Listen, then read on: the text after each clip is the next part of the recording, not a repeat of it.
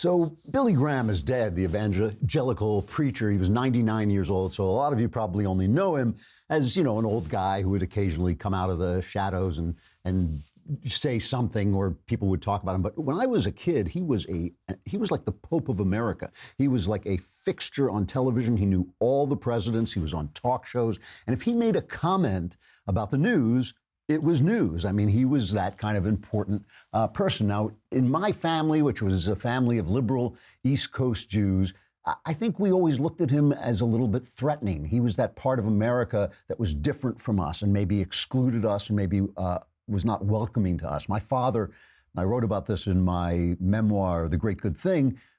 My father was a GI during World War II, and the news of the Holocaust, the news that 6 million Jews had been exterminated in this kind of mechanistic way, scarred him for life. It scarred my father for life. He was paranoid.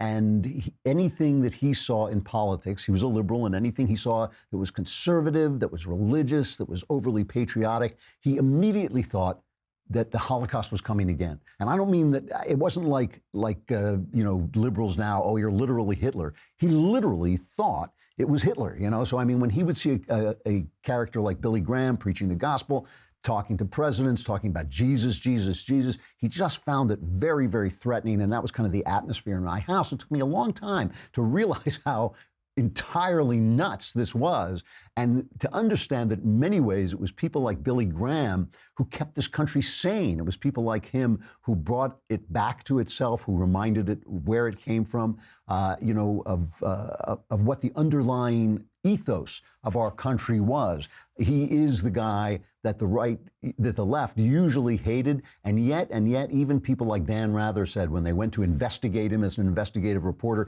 and then they heard him preach, they almost came to Jesus. They almost came down and gave themselves to the Lord. And I think that he, when I get a letter, as I occasionally do, that says something that I said, or maybe my memoir helped someone find God in his life, that's probably the letter that makes me feel best, because it's not like, oh, I enjoyed your show. It's not like, oh, I enjoyed your novel. It's like an eternal win, It's like an infinite win. And I always joke that if I have enough of those, when I get to heaven, not only will they let me into heaven, but they'll give me a toaster, that you get an extra little bonus.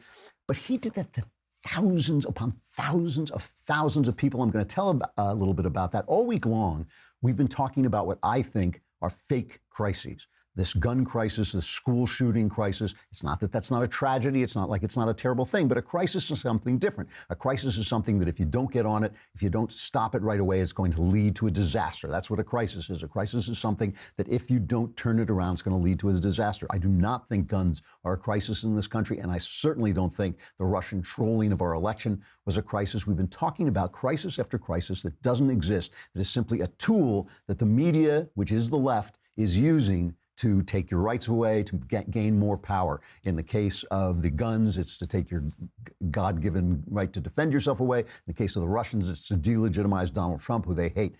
But there actually is a crisis in this country that's real, and I think the passing of Billy Graham gives us a good reason, a good pretext to talk about that real crisis. Trigger warning, I'm Andrew Klavan. This is The Andrew Klavan Show.